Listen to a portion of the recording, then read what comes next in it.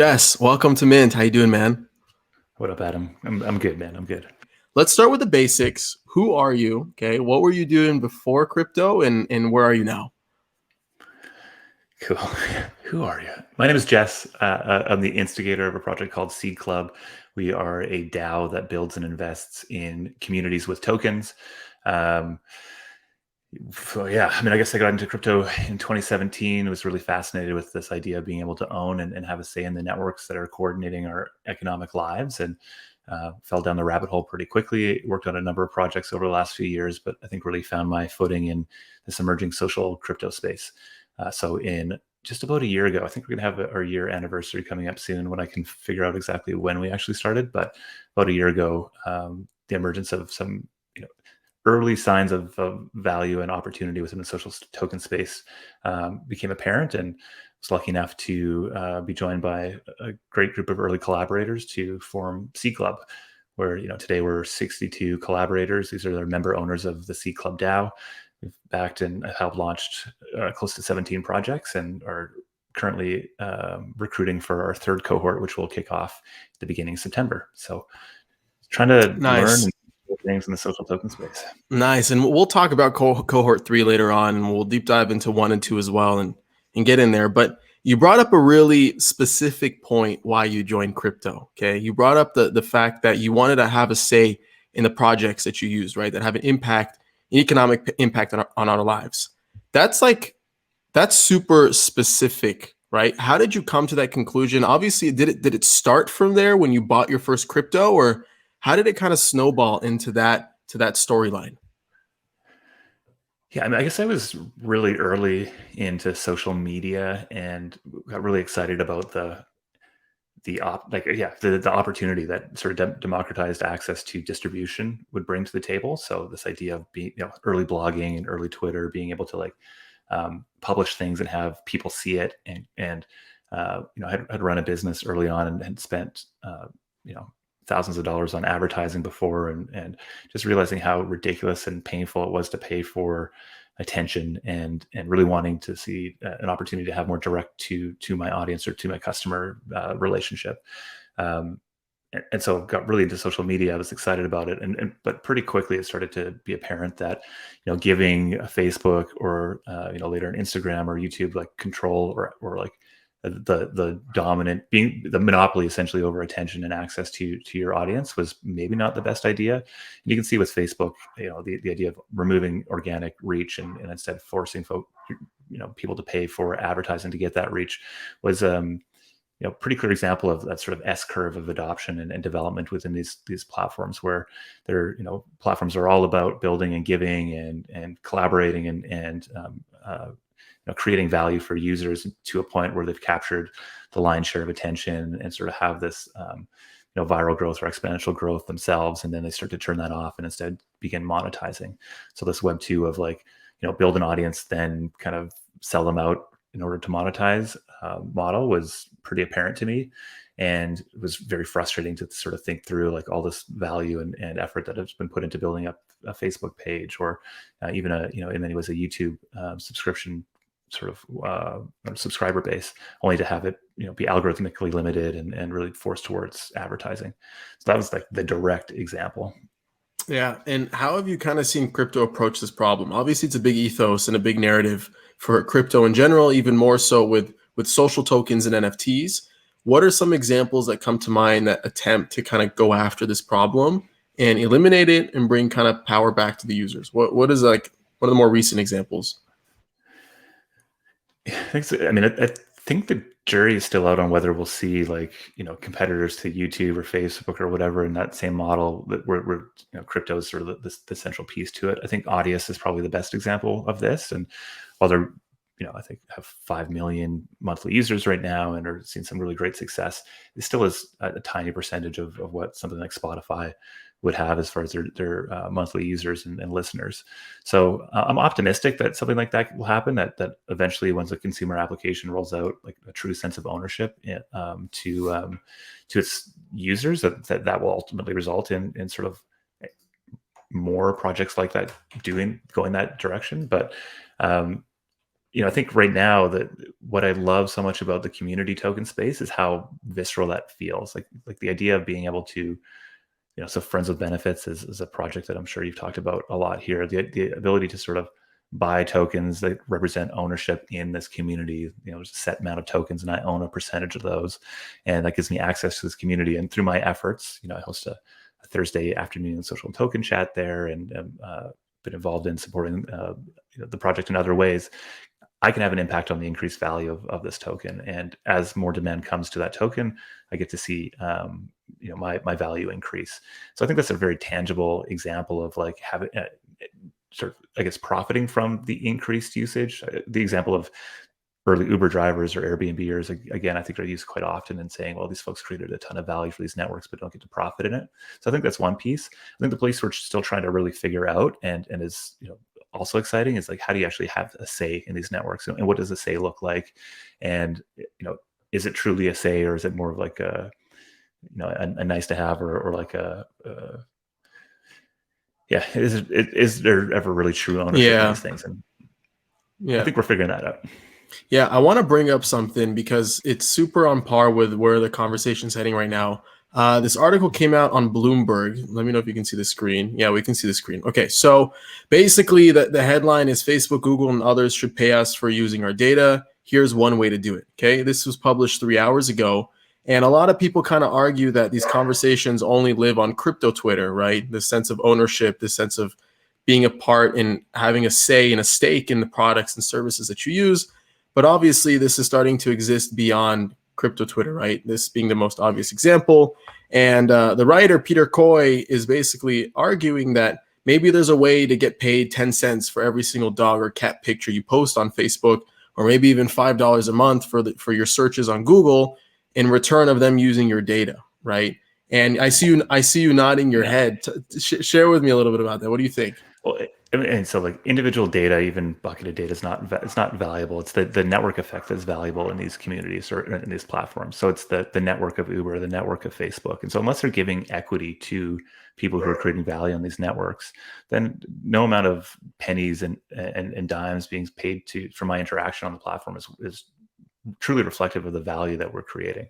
And I think that's why crypto is so innovative. Like tokens represent a ownership and a say and a governance right, and sort of an indication of being early, and all these things are what's truly valuable. And I think we need to get to hopefully a world where we can give people tokens that represent something that's much more equity like, that represents the value that they've created in either betting on something early or bringing a lot of value to a network early, and that is in assets, not in income. Yeah.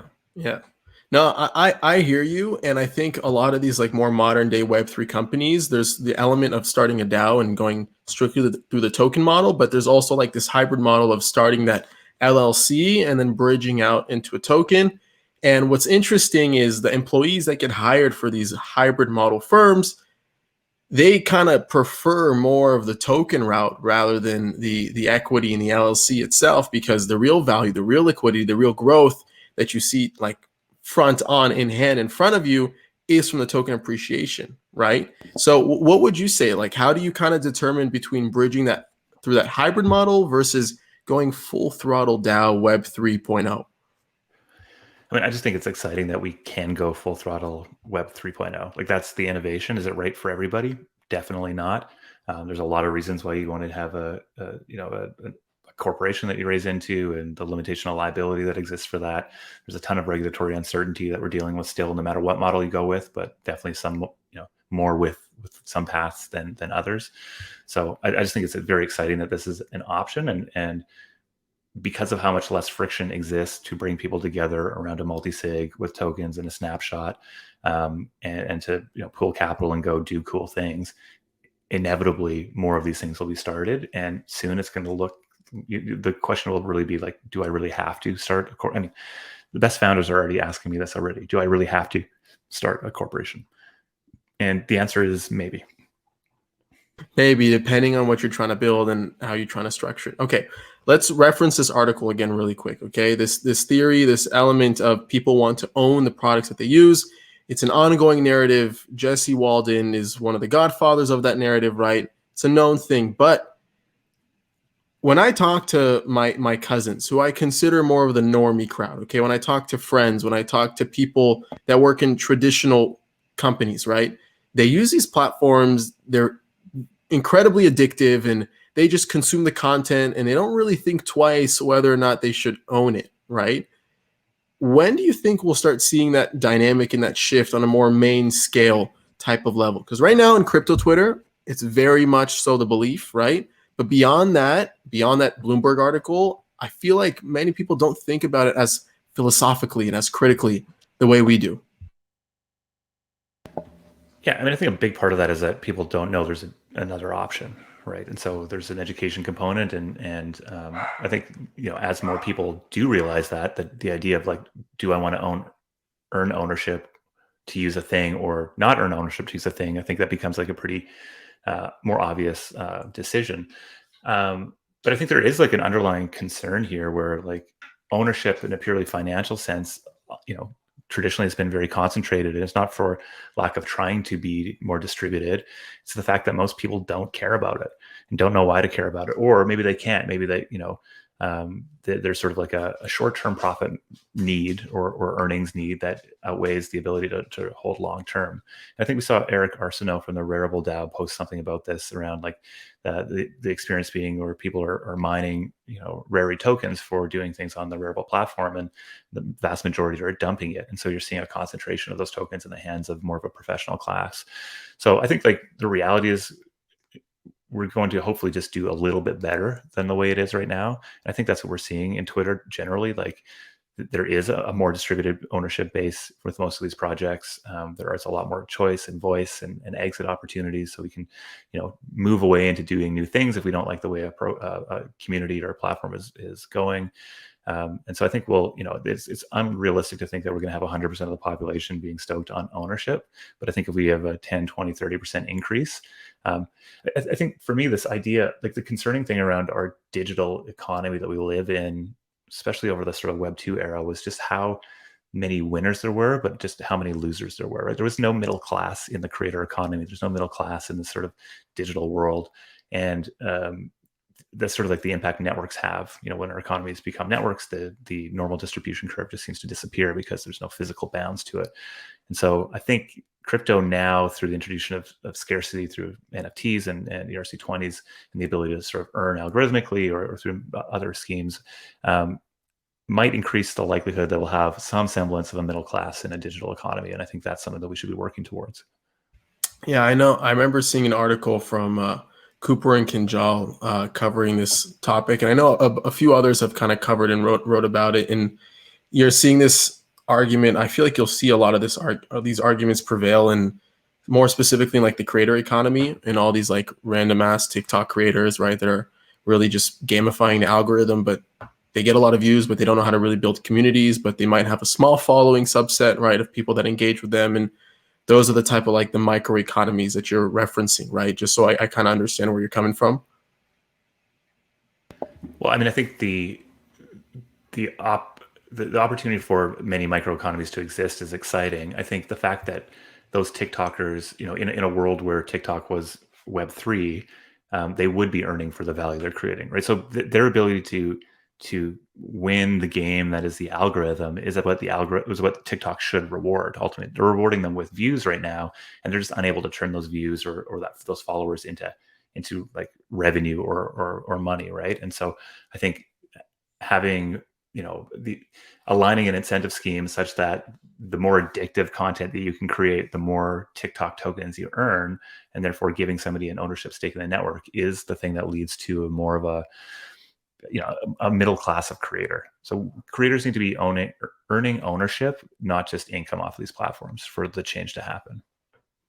No, I hear you. And I know a big part of what you guys do at Seed Club is really focus and prioritize these Web3 communities, also dabbling on the creator side. But I know a lot of that has been shifted towards the Web3 communities. And a core component of these Web3 communities is their liquidity, right? That kind of drive power. People get paid out in tokens. They still need to live their lives in the real world, beyond the Web3 world, cash out, okay? And as you and I can both agree, it plays a large role in opening up the project to the community. Is there some type of framework you guys use to kind of incentivizing liquidity for native tokens as you grow these communities? Like, what does that look like from your point of view? Yeah, so I think like the we take a creator or a community specific approach to any project. And so the first conversation that we have with somebody who's building a community token is really to understand what the goal is and where they think a token can create value within their community. So, we're not talking about minting tokens right away. We're not talking about liquidity. We're not talking about revenues, et cetera. It's really about trying to align their goals with what we see tokens being able to do.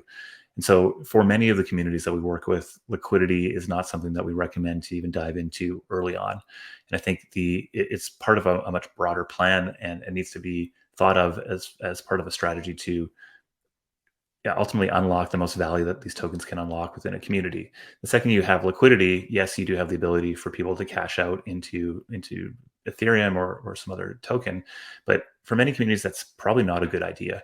And you can just reference, startups, for example, where, for many startups, you're looking at 6, 7, 8 years before you have a liquidity event. And while that might seem awful in many ways, and arguably it is in many ways, there's also a big benefit for community members to be aligned over the longer term, because the reality is you're probably not able to create something of exceptional value in a course of a week or a couple months. So the thoughtfulness around when some liquidity should be brought to a project, it sort of leads to, I think, more positive outcomes. We even sort of put a lot of thought into like the distribution of tokens early on, whether they're NFTs or ERC20s, because so much of, I think, the challenge in the space is how do you actually get people who truly care and want to create value within these communities to be owners of the communities when speculation is so easy to do. So, I would say we have 4 or 5 tokens that we've helped launch out into the market. We've worked with 16 or 17 projects. A number of them are still running a playbook that's all about building connection and value and expanding the ownership base of their communities prior to releasing tokens to the open market. So I think that's like the most important part. As far as like incentivizing liquidity, we're fans of a number of models, but one that seems to be leading is sort of whitelisting LP providers. So giving core team members or backers to the project the opportunity to provide liquidity and to earn tokens. So much of the design of these token models, I think, especially in the ones that we're talking about, which are community tokens, where most of the tokens probably still live within a community treasury and are being used to invest in growing the project. The idea of how do you actually like who get the chance to earn those tokens matters quite a bit, and you want to make sure that they're aligned long term, especially if they're significant earners. So whitelisting token or liquidity providers seems to be a good way to go about doing that. And also, the Uniswap v3 provides new opportunities to sort of set tight bounds as far as what token prices could be. So there's more and more options, and I think other tools are coming out that'll make this easier. But I think the core point here is just to be very thoughtful about when you provide liquidity. Some, Friends with Benefits is an example that's brought up all the time to me, where they're saying, well, FWB had a liquidity pool from day one. And my counter to that is like, yes, but nobody knew who the hell they were or why they might want to own one of those tokens. Today, when the token price is north of $50, anybody and their dog who's been watching this whatsoever is going to look at that and say, you know what, probably worthwhile for me to punt an ETH on this because it might just pay off. And now all of a sudden you have your ownership base and pricing base based on people who are just purely speculators, rather than the amazing community members that Trevor and team were able to bring together in FWB. Yeah, I think one of the reasons why FWB was so successful is because their why and their purpose is so clear, right? The reason why somebody should join FWB is so distinct and so narrow focused that you hear FWB, you get it off the bat, right? It just makes sense. And then people share the collective benefit. And I think that's one thing you talk about publicly quite often, is finding that why, finding that purpose when starting one of these communities. How do you kind of think about that process when developing your why? It kind of reminds me of the Simon Sinek of start with why, right? And finding your purpose and creating value that aligns people beyond the features, right? Beyond the shiny stuff that happens, beyond the liquidity pools. How do you go by developing that why? I mean, I think it's something that's refined, not developed so much. It's a core thing that we're looking for when we explore whether it makes sense for us to work with the community or not. That's a big part of like our application process for Accelerator and for the studio that we run. We're really drilling down into that quite deeply. And the big piece here is like, a strong why I think sustains and allows you to sort of evolve and overcome challenges, where any of the mechanisms like liquidity mining or airdrops or play to earn games maybe that are just being snapped onto these communities in the short term, PFP chasing the profits of flipping NFTs, like these are all going to get a whole lot of attention in the short term, but unless there's a deeper why as to the importance of coming together and working towards something, it's going to be very short-lived. And C Club's model essentially is we take a small ownership stake in all the communities that we help launch, and we're locked up in line with the founders at the very least. And so we want to be early diamond hand holders, which means we are partners, which means we are marrying these founders in some way. Our brand is tied up with them, and we want to make sure that there is a long-term focus here. And so we're very, very, very thoughtful about drilling down and gut checking whether this why is something that resonates, that makes sense, that checks out, that is aligned with the creator's experience, and is something that actually we think will have the pull and power to maintain over the long term. I think it's interesting that you describe FWB's why very clear as being clear, because I think I agree with you, though I don't know how I would articulate it. So maybe that's a counterpoint to that point. But I do see a number of people out there saying that the community tokens they don't have a clear why, and it's very hard to have a clear why, or at least it's going to evolve over time. And I think that's a huge benefit. I think like the idea of like what these tokens are really doing is creating a Schelling point for attention and belief and ownership and responsibility and action around an idea. It can be something like a Wall Street Bets community coming together to stick it to the man, or it can be a moms group that are coming together to mutually support each other through through whatever challenges they might be having.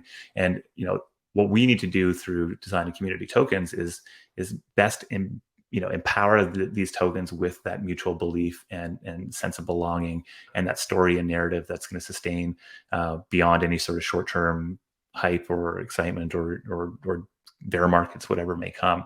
So I think the best community tokens are going to be ones that have a clear why, at least for now, that motivates people to take action. And I think one of the ones that's kind of blowing me away is what Krause House is doing. I don't know if you talked to those guys yet, but the Krause House so it's a DAO that's coming together to buy an NBA sports team. They have a mission to buy an NBA sports team. And that's the look that I gave them as well. Like, are you kidding me? And yet people are like, heck yes, let's do it. They don't care that it may be completely unreasonable to go do, or that there's no possible way to do it. Just they're united in this big vision, and that the team does a great job of sort of driving short-term action and belonging and working groups and making stuff, etc. So I think like sussing out the why and seeing what resonates is going to be an interesting, I guess it's how we're going to be making bets on a lot of these things moving forward. What's up, guys? Adam Levy here. Sorry for the quick pause, but I want to give some love to our 5 NFT sponsors who are making this episode happen. They are Coinvise, POAP, Cello, Social Stack, and PrimeDAO.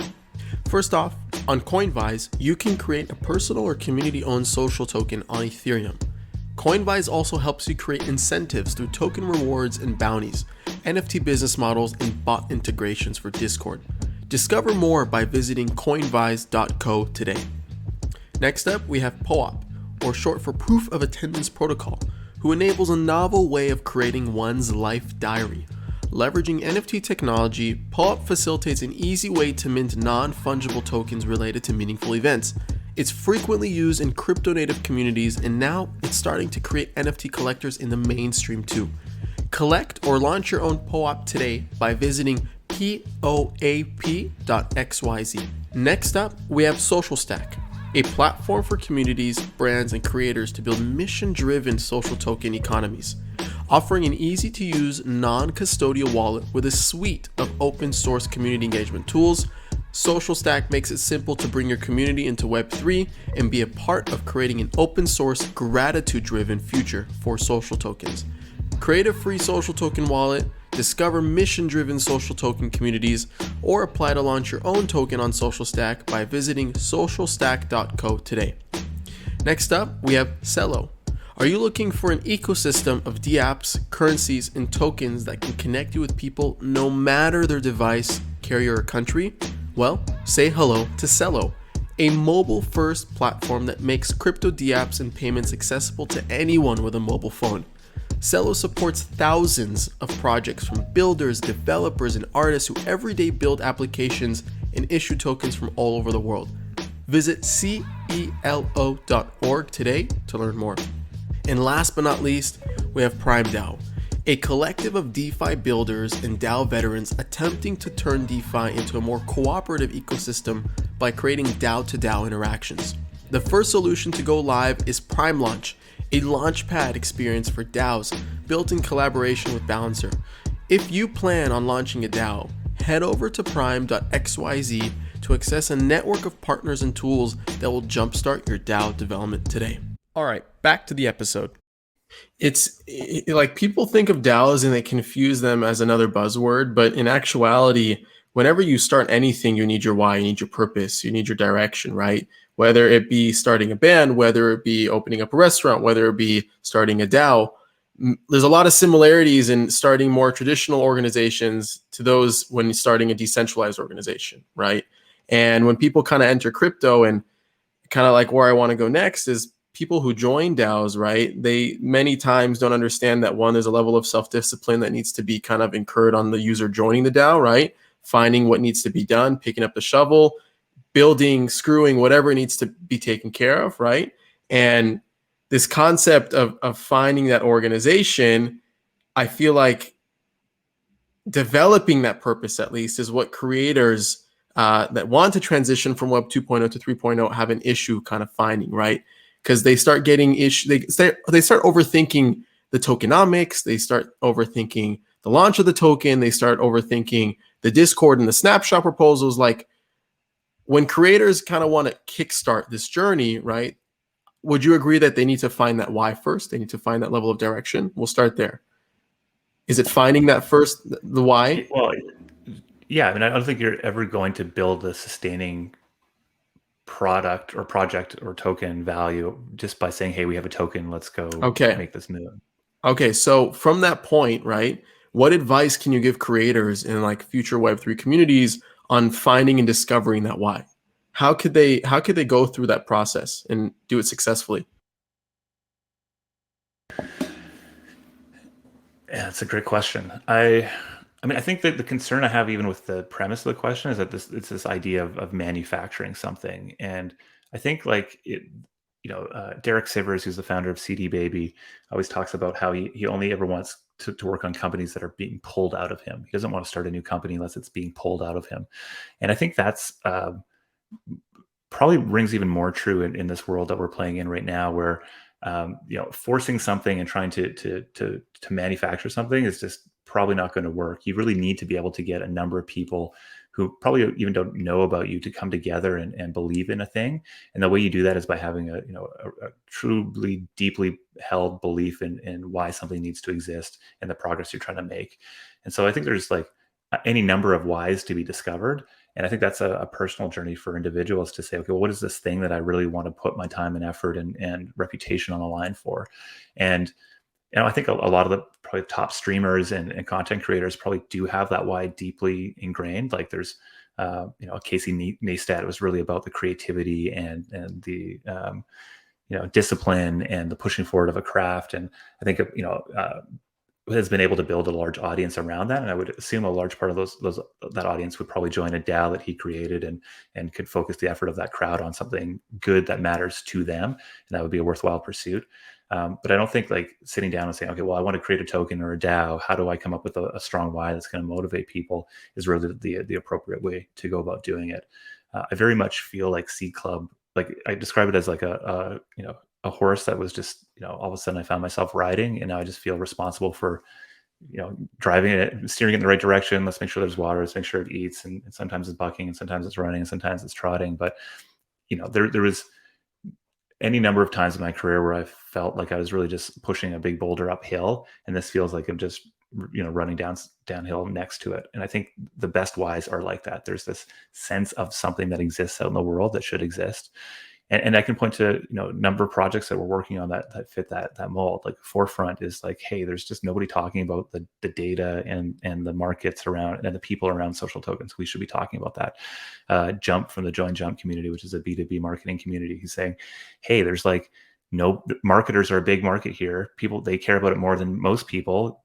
There's no place for them to learn. Let's go create something. Matthew Chain from Songcamp literally was on our live stream and said, "Hey, I had this kind of crazy idea. Should I go do it?" And I was like, "Heck yes, you should go do it." And now they've been producing amazing experiences with amazing music NFTs, and they're probably leaders in the music NFT space, despite the fact that there's artists with millions upon millions upon millions of followers that are coming into it. They don't have that sort of deep ingrained sense of mission and community. So I think, if somebody's like, I want to get into the space, I don't know, like, what is my why? My recommendation is you should just join a community that resonates with you at first. Go get your hands wet there, figure out what's going on. And then if you're like truly have built sort of an audience or early community and you want to explore what how to shape a token project in a way that makes sense, it's really why we invented C Club. It's an opportunity for people to like understand the intricacies and the nuances of what needs to go into launching one of these tokens, and why running into it and just minting a token right off the bat, or even worrying about all these things like getting a perfect economic design, etc., without really diving into the problem area deeply, is just not worthwhile. And that's, I watched so many projects come in from week one and just sort of transform by week 4 and 5 through our accelerator program. That's awesome. That's awesome. Okay, so let's say you have your why, you have your purpose, you get a few people that align with that why, you guys get some funding, you publish your first article on Mirror promoting that why, starting that DAO, right? You're going through that process. Now you start getting people outside of your core initial DAO community that align with your why, your interest. They want to join, they enter the Discord, they connect their MetaMask, whatever, okay?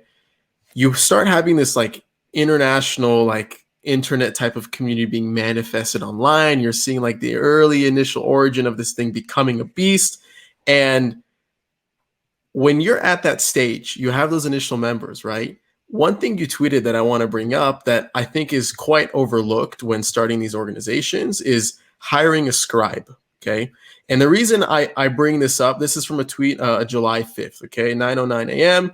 You tweeted, running a DAO, hire a scribe. DAOs are full of busy people who want to help but don't know how to, okay? It's a distribution of information problem. Scribes, they take call notes, summarize government decisions, manage government channels on Discord, Twitter, et cetera, with the seed growing. Beautiful statement, beautiful tweet. I love it. Super simple, elegant, okay? So the reason I bring that up is that's one of like a core members of a DAO that requires it to be like successful in the form of organization. That's one key member. What are some other key members in DAOs that you kind of see being overlooked that are required to make it successful? Yeah, so I think like there's the core thing is there needs to be a core of an organization that keeps the heartbeat going and momentum building. And so I think there is sort of this often misguided belief that it is just a community, that all of a sudden a community just manifests and they're going to make decisions based on consensus and everybody's going to be pulling in the same direction and we're going to create this amazing thing. The reality is there's usually one or two or a small handful of people who are taking the responsibility to move things forward. For C Club, in the earliest days, that was me, and now we have a team of 3 along with a number of collaborators that lead our working groups. I think if you look at something like Friends with Benefits, it would have been Trevor and a small group of people, and now they have 5 or 6 different working groups with operations and communications and various roles that are in play there. So it's really going to I think that in our organization that role is the instigator, but I think there's maybe a title is not the most important thing here. It's just how do you find, and I guess you just require somebody who's going to be taking that responsibility and pushing things forward. Much like other organizations, you need to have a finance focus, right? How are you budgeting? How are you deciding how to pay and reward people? There needs to be somebody who's running operations, right? There's any number of things to manage within the Discord server, or transactions to engage, or broader conversations to have. So, I think we can borrow from a lot of the existing organizations and think of like what are the roles we need to have to keep this economic engine that we're building growing.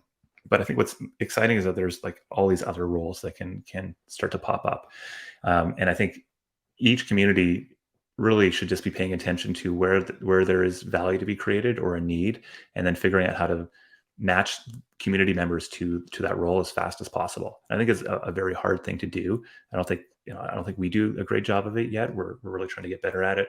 But I think it's a big unlock, is sort of identifying opportunities and creating opportunities for individuals to kind of step up.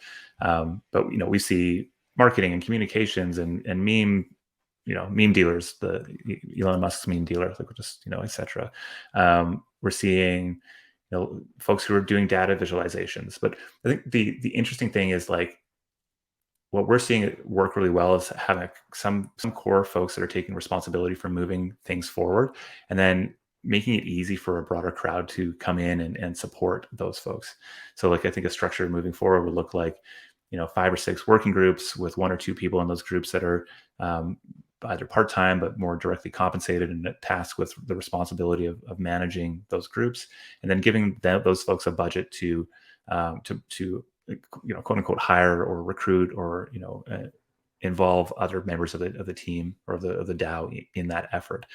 And so I think that's one way. Other ways are a lot more chaotic, and it's really just about like fighting for resources and pushing ideas forward. And I think all of these experiments are worthwhile and will be interesting to see. And I think it's going to be about, ultimately we're going to see matching organizational structure with the type of DAO that is being created as being key. And it might not be super clear yet how to do that, but I think it will be in the coming months. Yeah. Do employment standards change in a DAO setting? For example, you talked about, having 6 working groups, right? 2 people per working groups, having someone part-time leading that, managing it. How do people think about, or either how have you seen people think about, how do you guys think about compensation for these individuals? Obviously, they're paid through the native token. Depending on their funding, they might even get a certain stipend through USDC or USDT, right? But let's say they're just the genesis, right? Trying to incentivize people to come on board through their why, paying them through tokens. What does that payment structure look like? Yeah, there's no one size fits all here whatsoever, right? And I think obviously, I think that's like part of the challenge, right? Yeah, I mean, 100%. So I think like 90% of my time is spent working with folks that are leading DAOs and communities and working alongside them to help figure out what the right fit is for them. And I think like the best way, Joey DeBruin, who's a researcher in residence with us at C Club, coined the phrase or described the process of we're saying we're in the case studies phase, not the template phase of DAOs and social tokens and communities. Great way to put it. Yeah, I think we can pull insight from many, but we need to make those decisions relevant to everything from our why to our founding members to the work that we're trying to do. So like C Club, right? We work with many projects, and the types of projects we work with are early stage and they're not out in the world.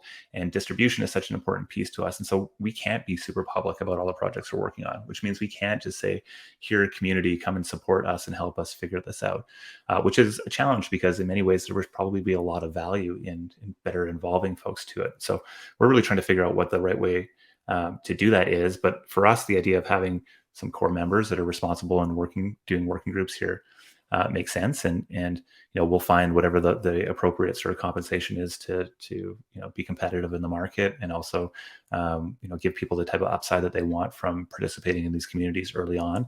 And I think the good thing is people who are joining teams right now are really collaborative, right? I think that you have to approach it in a collaborative way.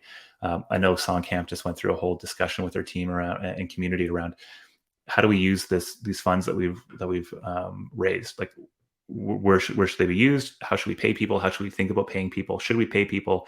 And it led to, I think, a better outcome than Matthew or I or any sort of members of that team could come up with through engaging that community. And it also brought them closer together, and there's a deeper sense of ownership. So that sort of collective, like, my salary through C Club was decided by a working group of people who did research and suggested something and then voted on it. And then the community like our DAO members voted on it, and it was enacted, and here we go. And I think that's just sort of like that process is probably key to building consensus and authority and validity in that payment structure. Yeah, I gotta look more into Songcamp and see what they're doing. From what it sounds like, super on par, and I'd even love to have him on at some point. So if you guys are listening, reach out. I will connect you guys. Matthew's a wonderful guest for sure. Oh, awesome. Okay, so another thing you talk about publicly, and I very much so stalked your Twitter feed, dating quite a while back, preparing for this interview. But there's a reoccurring theme on what you kind of preach publicly is there needs to be this transition from social capital to financial capital at some point. Okay. And they both coincide with one another. And I don't know if it needs to necessarily be a transition from one to another, but the importance of social capital. And I want you to quickly touch upon what you mean by social capital and how that compares to financial capital. The way I understand it, it's culture to an extent, right? And community is social capital. But how do you kind of think about that? Yes, I think I think communities, individuals would say DAOs, a community like C Club needs to think through how we allocate both our financial capital and our social capital. And so financial capital would be, how do we spend our budget? How do we spend our tokens? Do we back a project? How much do we back a project, et cetera? The social capital is, I think, much more nuanced, and in maybe the most overt way, it's like who do we want to align ourselves with? Which projects do we want to partner with? Which projects do we accept into our accelerator? What types of projects do we work on? I think increasingly we're going to see the value of curation in the space grow. And when there's an opportunity for anybody to launch a token and any community to launch a token, and we truly believe there will be millions of community tokens out there, being able to determine which community tokens are of high value is going to be a big challenge. And so, we think that by being thoughtful about how we align ourselves with projects today, we'll be able to position ourselves to be that trusted voice in the space, and that our curatorial, sort of partnership and backing of projects in the future will create value for those projects, and thus that partnership will be valuable for projects themselves. And I also think that social capital, so that's sort of like the investment of social capital. How do you actually build that social capital? I think is how we show up on a daily basis. Yes, it's the culture of the DAO. Yes, it's who we brought in first. Most of my first 8 months of working on this project was really I talk to people every single day, all day long. And a big part of it is trying to make sure we find great people to come and join us at C Club. And I'm just ecstatic by the 62 member owners that we have today. They're all not only outstanding operators or builders or artists out in the world, but they're all great human beings. I sort of had this mental model of like, if any of our 2 members were locked in an elevator accidentally, would they have fun or at least enjoy each other's company? And I think across the board, the answer is yes. And so can I scale that? I don't know if we can scale that, but I think it's definitely the intention. So how do you, to me, that's more like how do we build an engine of increasingly growing social capital? But I think like the people who do it the best are friends with benefits. Like that is purely social capital. It's about the sense of belonging. It's about the sense of like, what do we build? What sort of parties do we throw? There's all this intangible stuff that just keeps unlocking new levels of value.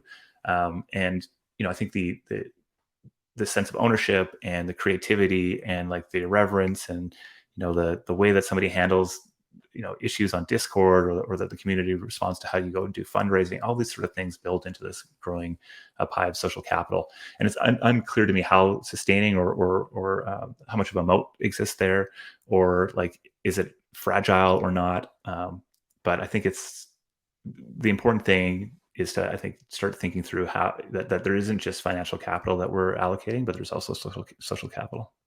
Yeah, I think part of realizing one's financial capital or group's financial capital is structuring revenue on chain. And it's another thing you talk very publicly about is on-chain revenue, on-chain revenue, on-chain revenue, push to have on-chain revenue, whether it's a small amount, whether it's a core component of your business model. When we talk about like Web3 business models, we obviously know the ones that kind of evolve around DeFi, whether it be contributing liquidity to a pool, whether it be lending and borrowing, whether it be trading, right? These are very like primitive type of Web3 business models. But in terms of how kind of these social DAOs get built, right? And how these social DAOs kind of come to life, when you're thinking about on-chain revenue, what are some of those more successful models that you've seen? I'll give an example that I've come across with Friends with Benefits, that NFT sale that they had leading up to the Paris party, right? That they did with PartyBid, which was super cool. Anything else that comes to mind? Like, I want to give examples to the audience when they're kind of thinking about this. Like, how can they kind of push towards on-chain revenue?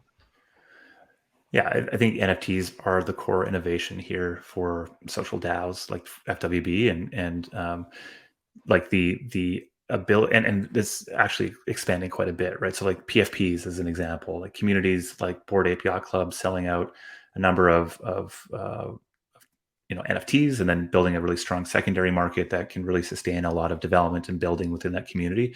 That's a great example of on-chain revenue. We sold off a series of NFTs that represented sponsorship over our Creator Crypto Summit at the beginning of this year. That's on-chain revenue. The FWB example is on-chain revenue. I think like what the tools that Mirror are building with editions are on-chain revenue for media DAOs. The ability to sort of want to sponsor them back and collect these things and signal your support of a creator is on-chain revenue. But I think we're still really early days as far as on-chain revenue goes. And I think the directions I'm interested or that we're really trying to push is looking at like, what does subscription look like in these community tokens or like social DAOs? Owning 75 FWB tokens is great, but the likelihood is that I didn't buy those from the DAO. I probably bought them from another person who was selling them on the market. So there isn't revenue that's going to the DAO directly. It's not always the case, but that's often the case. And so some sort of mechanism where there's a mixture of subscription revenue to unlock some extra benefits that also leads to a portion being paid out in tokens, I think is an interesting model that we haven't really seen take off yet, but we're eager to push that forward. And I think there's, any number of interesting models that are going to come from the integration of communities in DeFi. Like I truly believe that the next 100 million users into crypto are more likely to come from Kanye than they are to come from Compound. 100%. 100%. Yeah. So I think what do communities and creators do well, right? They build the trust and authority of an audience. And so that means that they have the ability to communicate, to capture, they have the right to somebody's attention for some amount of time, whether it's in an inbox or in a video.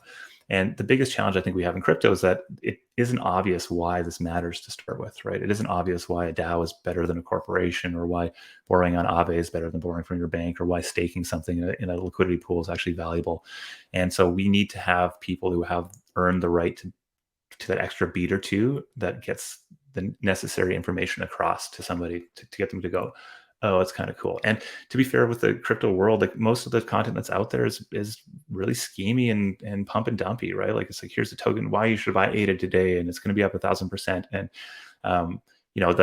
what I think we're not seeing is like the example I love to give is what Packy McCormick is doing. Like the work that Packy does and Not Boring is phenomenal, right? He has a newsletter with 30,000, 40,000, 50, 100,000 people. I don't even know. Thousands of people read, and they read it every single week because he's built up that trust, and the good that he's done for the Ethereum community, the Axie Infinity community, NFTs is monumental. And so, okay, as more and more of these people come in, there will be more and more, Web3 interested folks in those worlds. And I think they will have the ability to introduce new consumers to DeFi. And I think they will earn really, great referral fees and marketing budgets and sponsorships for all those sort of things. And I think those opportunities are exist for DAOs and communities as well, and maybe are even better suited there. Sure. Yeah, I think you brought up a great example that at some point, I'm a believer that Kanye is going to have the Kanye DAO, right? It's going to be his own creator DAO, and there's going to be exclusive Gap X Yeezy drops, specifically for token holders, and people are going to be airdropped probably Kanye songs, unreleased songs, or samples. Or there's going to be this whole element of Web3 fun developing in all these individual communities, and these are going to be all the normies that come from the Instagrams, the Snapchats, the TikToks, because that's their main form of distribution to onboard them, right? So it'd be interesting to see how kind of that plays out down the line. Yeah, whether or not Kanye comes out and does a creator DAO, I think we'll definitely see like hundreds, thousands of others do it. We're seeing that it happen already. RAC was an early example of it, and I think there's a lot to be done there still. But a lot of these folks that are stepping into the NFT space, I think, the natural progression will be for community tokens. I think there's a number of artists that are in the Rally ecosystem that as soon as there's more and more tools that roll out there, I think you'll see them take advantage of that. But yes, this idea of like I always think I think I use Taylor Swift as an example. I don't know why, but like I also use her as an example. I don't know why. Okay. She always comes up. Yeah. Yeah. Well, I mean, shout out Taylor Swift. Yeah. Shout out Taylor Swift and Swifties, right? So I think like if I was like, I think a Taylor Swift token and community token, like a Taylor Swift coin is like not a great idea, but I think like a Swiftie coin is a great idea. And the difference being that you're tokenize the fan community rather than tokenizing the artist. And I can almost like imagine there being competing Swiftie communities that are bidding up on every single Taylor Swift NFT that gets dropped, or the new album that gets dropped, or whatever. And so they're kind of having these like essentially like the BTS army, right? But Swiftie army that's out there, that's supporting the artist, but could probably be directed in any number of different ways. And we're doing this in I think like the switch from like Web2 creator to Web3 is still a very challenging one, because the vast majority of people don't know why or what Web3 is or what a MetaMask is. And it's going to exist like that for a little while. But I do believe these big creators coming in are going to create that urgency or interest to actually learn. But right now, we're really focused on the Web3 communities, and NFT communities are a perfect example of this. One of the projects I was involved in launching is Squiggle DAO, which is, a generative NFT art, on-chain art collection of 10,000 rainbow squiggles. We did not create them. They were created by the founder of a platform called Art Blocks, but we use them as a way of sort of getting people into a community, giving them some ownership in that community, focusing our efforts on kind of building a large and valuable collection of the community or of tokens that are community owned, and we've done that well. But I think what we really want to shift our attention to is how do we go be just like the best advocates for the fun and irreverence that a Chromie Squiggle represents out in the world. And so could we be throwing parties at the Art Blocks party that's happening in Texas this October? If you're at ETHCC next year, you should probably be walking into a Squiggle DAO party, and there's probably Squiggle streamers that are humming up, and just the fun, ridiculous pieces of all of this. And I think the reason that's valuable is because it introduces more and more people to this sort of unique art collection, and really doubles down on and creates sort of more of an emotional connection there to a broader audience. And so we're going to see that's just like a tiny slice of what's happening in this like weird, obscure world of on-chain generative art. Yes, imagine what happens when you have communities of folks that are, thousands, millions of people wide, that are brought together because of the love of music and care about some of the same things that creator cares about. It's gonna be pretty cool to see. Dude, one of the most exciting things that fire me up is, okay, you build these online communities, they're vast and distributed, but the second you start meeting them in person and all these like centralized events, and seeing these people face to face, there's nothing more exhilarating to say that I'm a part of this community, you're a part of this community, we have shared value in this community, and look what we did together, right? There's something very special and something very beautiful and elegant about seeing that come to life, not only digitally, but physically too, through these events. I love that. I feel like it has even more impact these days, given how just, distant we all have been over the last couple of years. And yeah, like I was, early supporter of FWB, token holder in FWB. I'm stuck in a line with 400 people outside of Miami Club trying to get into the FWB party. I RSVP. Nobody announced me. I don't give a shit. Who are you? Like, what's going on, right? And yet I look over and there's Trevor, who's the founder of WB, still stuck in line with me as well, right? Like, just couldn't get in. But the conversation in the crowd wasn't like, oh man, I can't get in. It's like, oh my God, this is next level.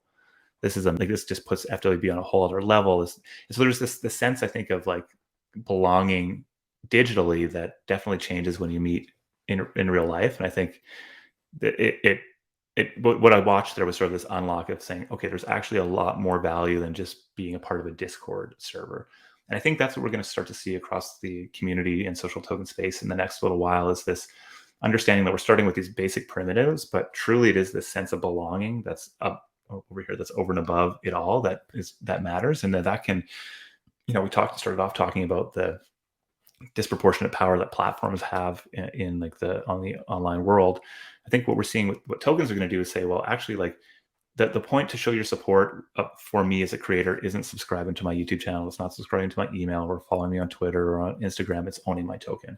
And then wherever I go and bring that token, whatever platform, whether it's Discord or something else, whether it's a party in Paris or something else, like that token becomes like the Schelling point for our belief and our affinity around that community, rather than something that's owned by a platform. And I think at the end of the day, that's the truly disruptive piece. Yeah, I hear you. I wanna add just a quick like side cherry, not necessarily on top, but on the side. Okay, when you go to all these like in-person events and you're new to crypto, the best way to kind of get your foot in the door, I'd argue, and I preach to people that buy some FWB tokens, join the Discord. You see the New York channel, the LA channel, the SF channel, all these city channels. You already off the bat have a community. Okay, you go and join these in-person events. off the bat, every single person in that room has something in common. You have icebreakers off the bat to have conversations, to meet people. And you can't take that for granted, right? When you're networking and you're meeting, you're trying to make friendships and relationships, having that form of that sense of common ground with someone off the bat is quite difficult. But these communities introduce a level of comfort, a level of togetherness, a level of network, right? That I personally haven't seen from like any other type of in real life community. The best example that comes to mind is like the Soho House, right? Like I could argue like FWB is like the modern day Soho House that integrates Web3 primitives, whatever. Okay. But even when you're at the Soho House, like you just can't interact with the people the same way you can, I feel like, through crypto. It's just a different bond. It's a different level of love and a different level of unity.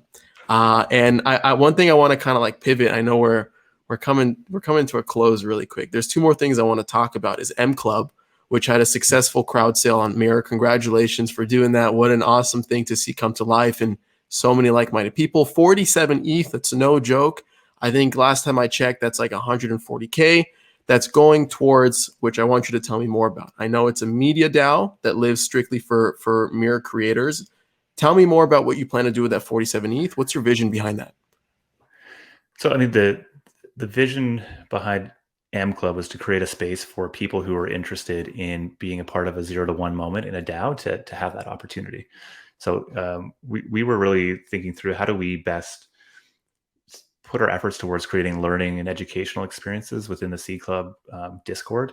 And the idea of doing like a course or just more of a media series didn't quite click for us. Like there's sort of like something that different about getting your hands dirty and building these things that I think are essential to be able to actually learn from. So I think that's like the underlying goal. And as we talked about before, we need to be pretty clear about our why. And we've been big supporters of the Mirror ecosystem from day one. C Club won the first right race. We've been very active in bringing great people onto that platform. And Song Camping, another example of a project that crowdfunded and launched on that platform that we helped work with. And so, it was pretty obvious that, it is obvious to me that there's a lot of opportunity in that ecosystem. And I also love this idea of not asking for permission to be able to create things that are going to benefit another group. Like I talked about Squiggle DAO earlier. We didn't have permission to launch Squiggle DAO. We just did it. M Club is really about creating a grants giving DAO, so a DAO that's focused on backing creators that are launching and doing cool things on Mirror. It's not associated or aligned with the Mirror company or organization, sort of completely organic and ad hoc. And so we just sort of said, hey, like we're looking to raise 20 ETH to put a pool together and give folks, a share of a vote, a say in this DAO, to create a way for people to help co-create something.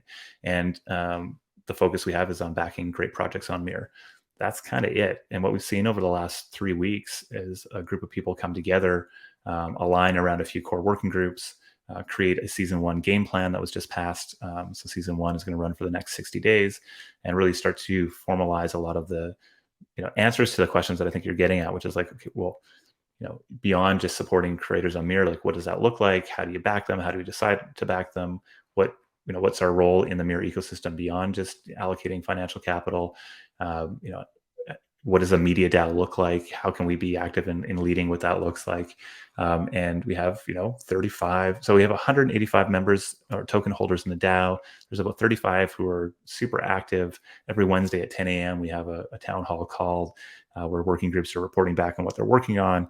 And these are just brilliant human beings doing cool things that blow me away every single day. So cool. And today we had Dennis from Mirror sharing sort of the vision for Mirror, and I think that gave a lot of our community insight into like what's coming. And I think it's really exciting to see some of like what I think some people will call a pivot from Mirror in the near future. But I think for those of us that have been watching, it will just seem like just further empowerment of creators and communities from a great platform.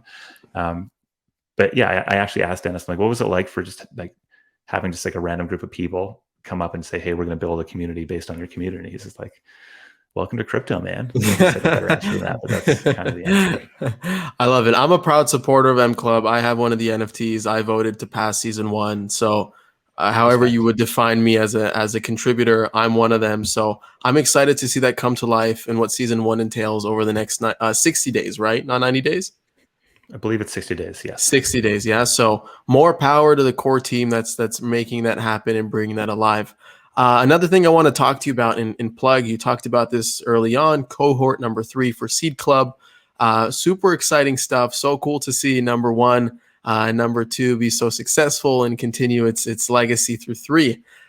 So give me a quick brief before we get into like the meat and potato questions. What are these cohorts? How can someone understand these cohorts?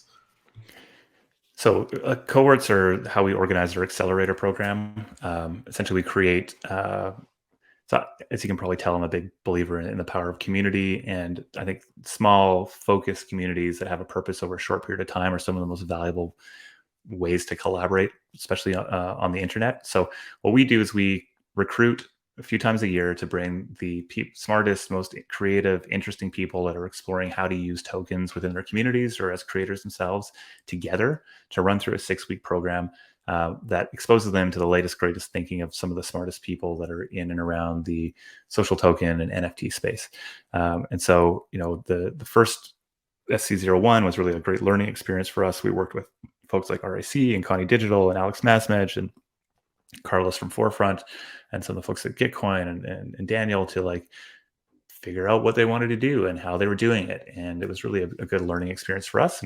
And some, for participating in these cohorts, Seed Club earns a number of tokens from the creators that we help launch. So we earn some of those wonderful tokens and they're in our treasury. Our second cohort was really the first one where we really said, okay, let's help people go from 0 to 1. And we had 12 projects that we launched with. Looks like we'll probably have 10 projects that will ultimately have tokens out in the world. Global Coin Research, Forefront. You talked to Jeff from Jump previously. The protein community is working on one right now. There's numerous other tokens that are sort of in the works there. And I was really about, really helping to I think in many ways to simplify the project, but mostly I think it comes down to having sort of like the sense of being on a path or on the front lines together, right? So we jump in alongside our builders and our creators to really help figure out the nuanced details of each of their community projects.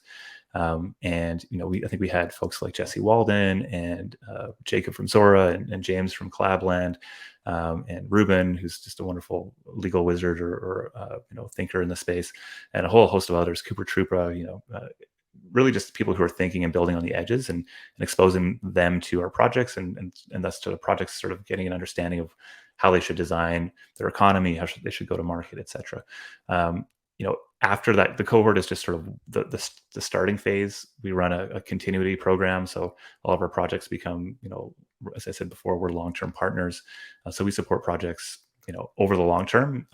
Number of projects that don't have tokens out yet, I still speak with on a regular basis, and we're helping to sort of push things forward there. So it's really just joining one of our cohorts is becoming a participant and a member in Seed Club.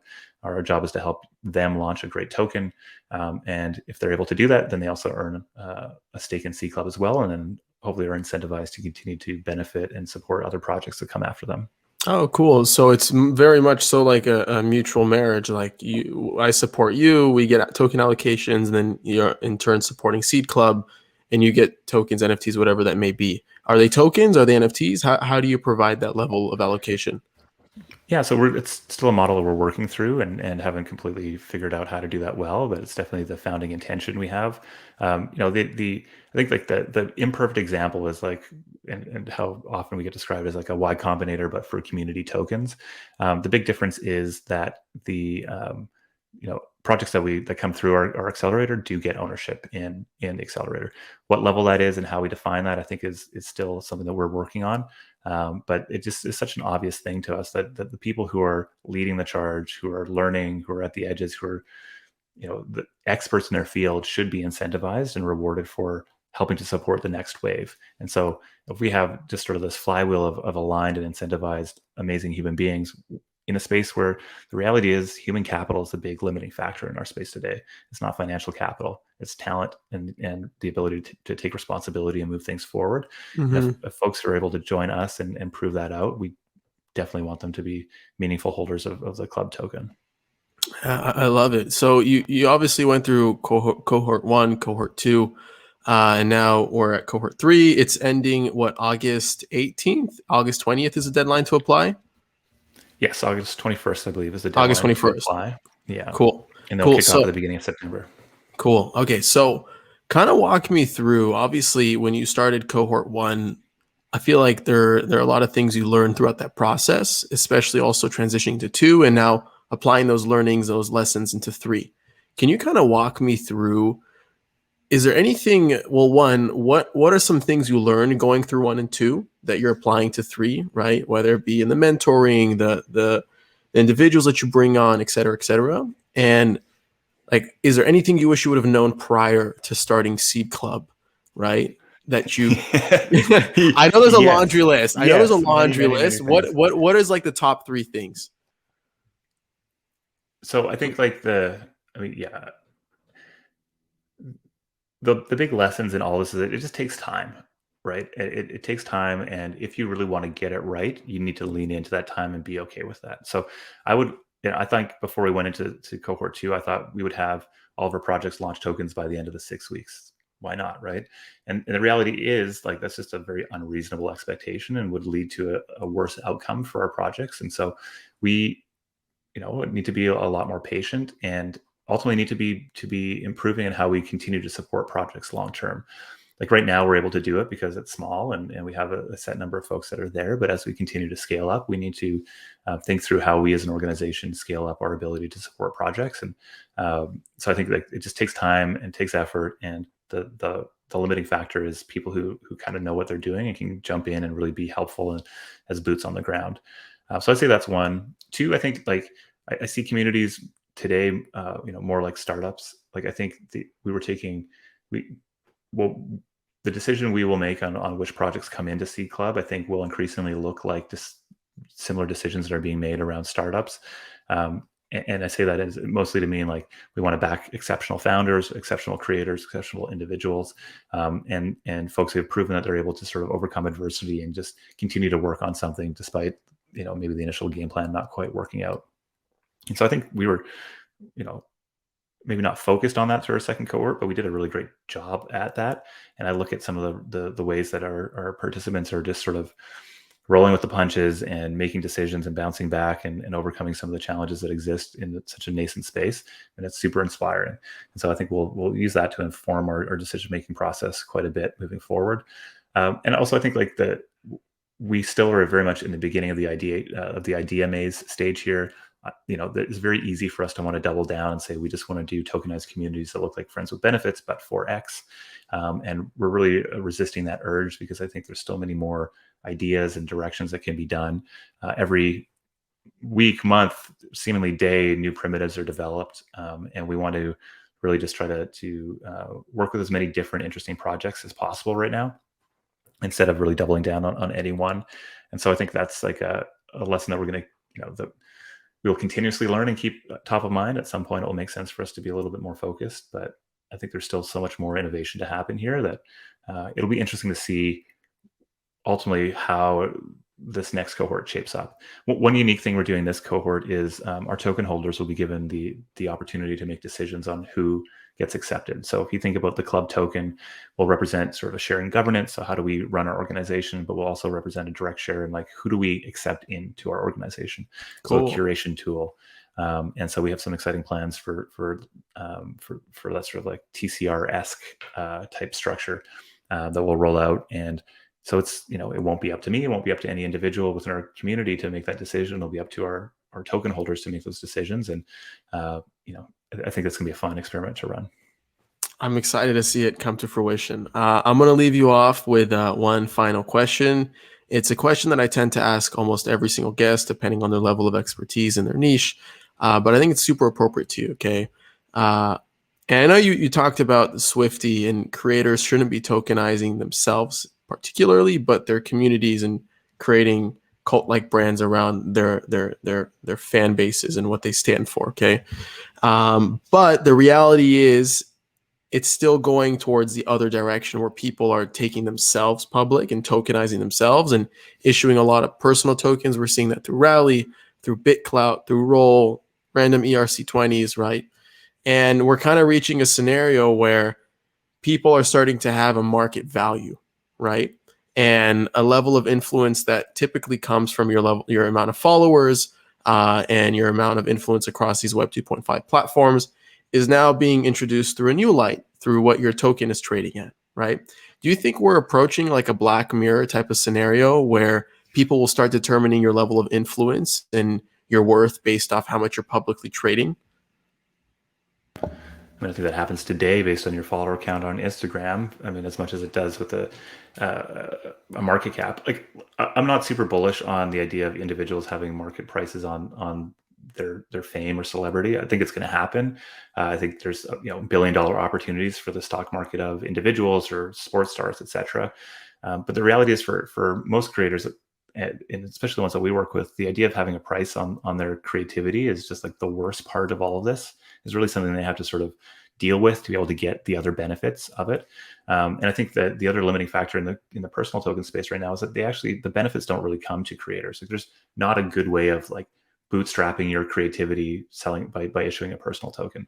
I think platforms like Rally create more of like an economic design that can lead to that, but BitClout doesn't do that. Like, you sort of have to like sell your BitClout and dump on your fans, and it's really just not a good way of funding new creativity. So I think just to say there that like I don't think it's going to see, in its current state, I don't think it's going to see the level of success that many people do.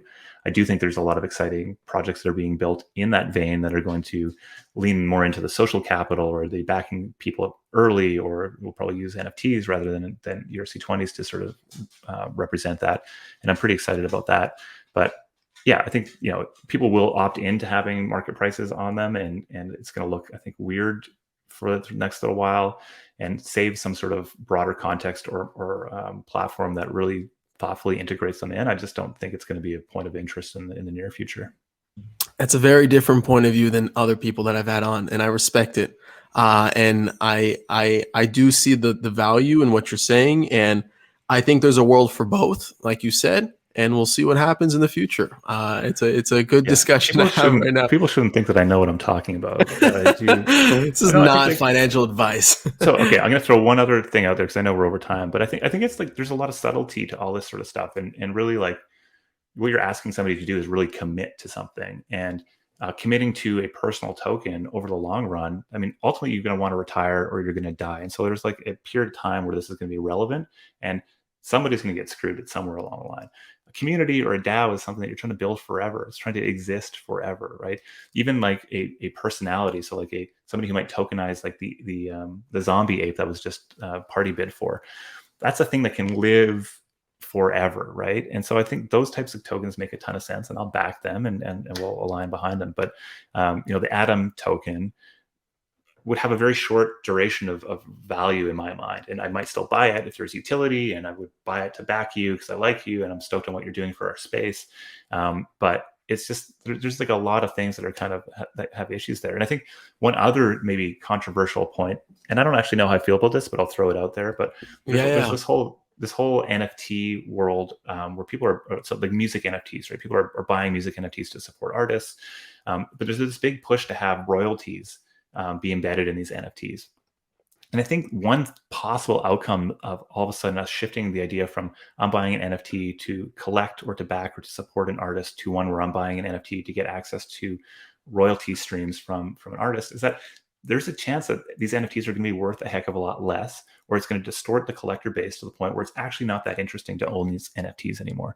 If I'm collecting them because I have an intrinsic value and maybe there's a benefit of there being some sort of financial value, it's a very different thing than if I'm making a financial decision on whether I should own the rights to XYZ piece of music. And the reality is most pieces of music don't earn any money.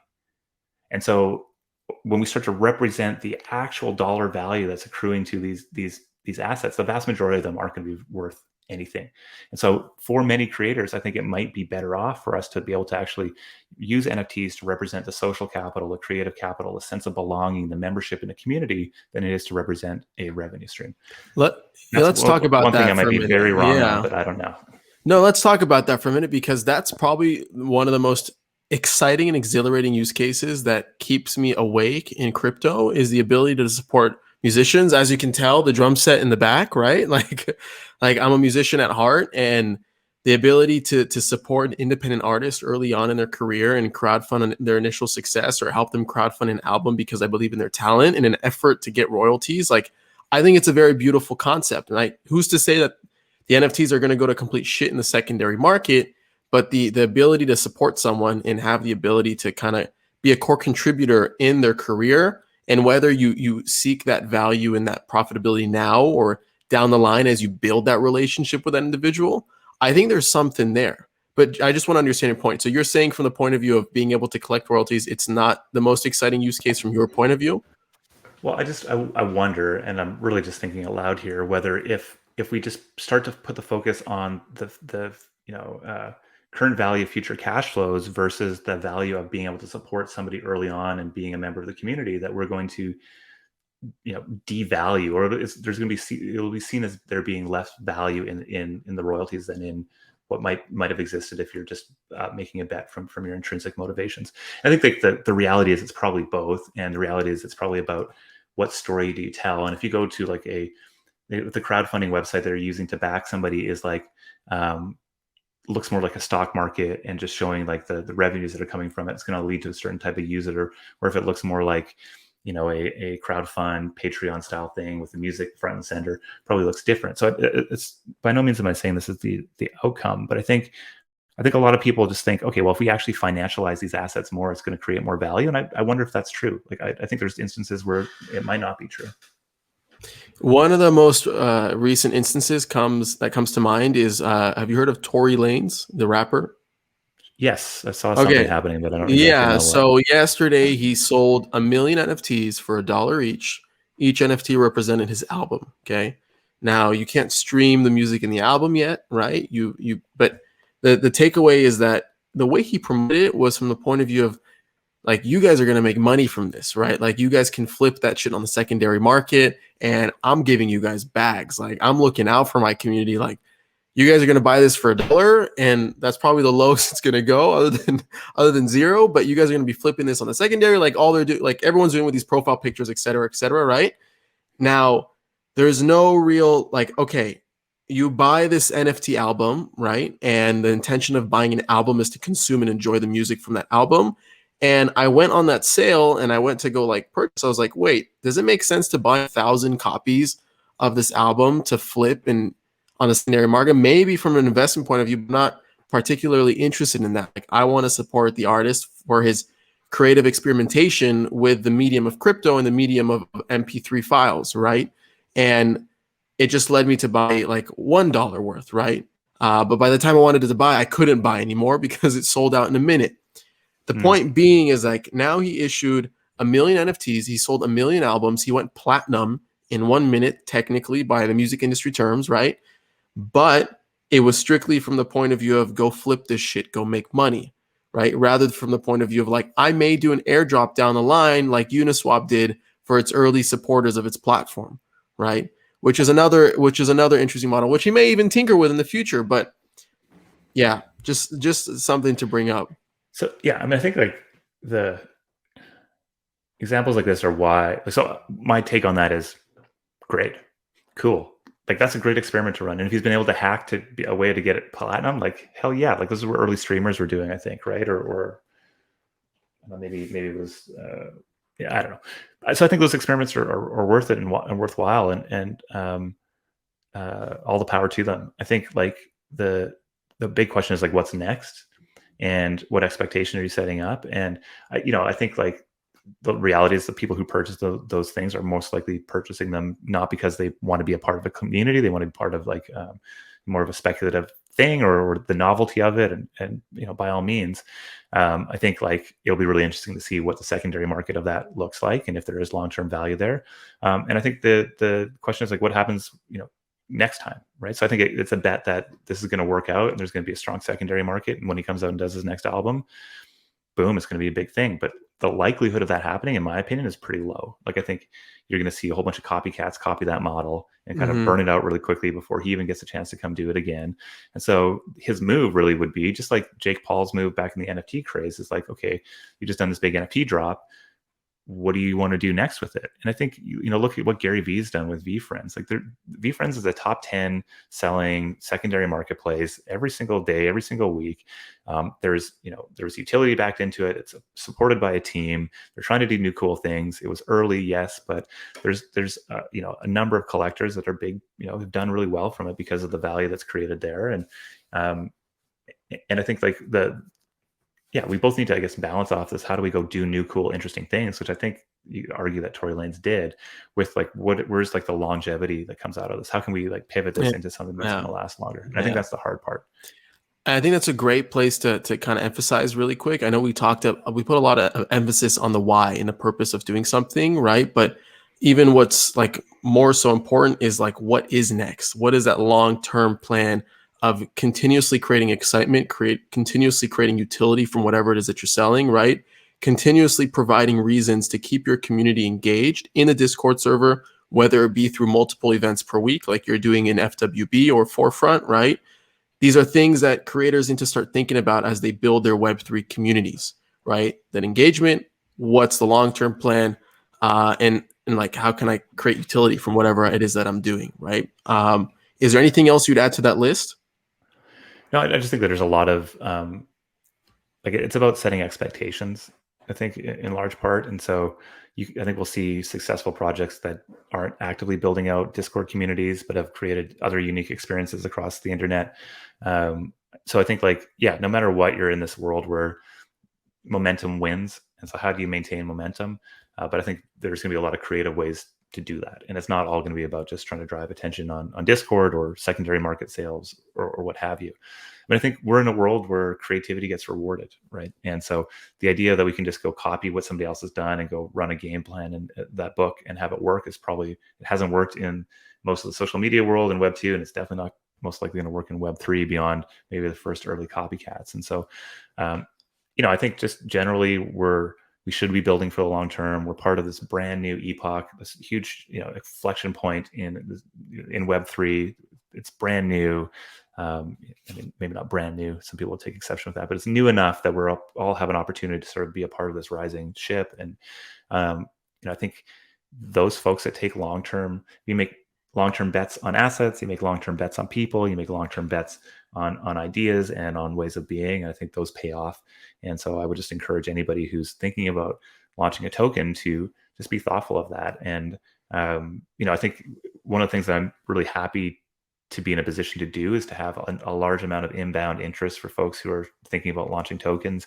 And I think what most people will say is that, I do my best to take those calls and to help direct people into the right direction, because I think those little, the slight adjustments in how we're focusing on what we're focusing on and what we should be building, I think can have a really big compounding impact.